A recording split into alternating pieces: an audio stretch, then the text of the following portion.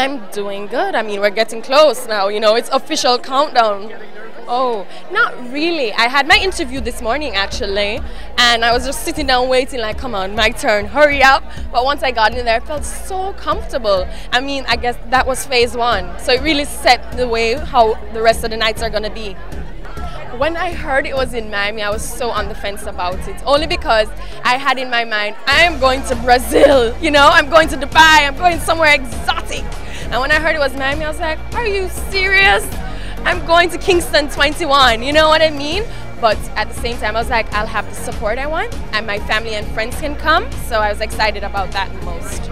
Oh, the girls are so sweet. It makes you feel like, is this a competition or what? Is it really? Is one girl trying to win?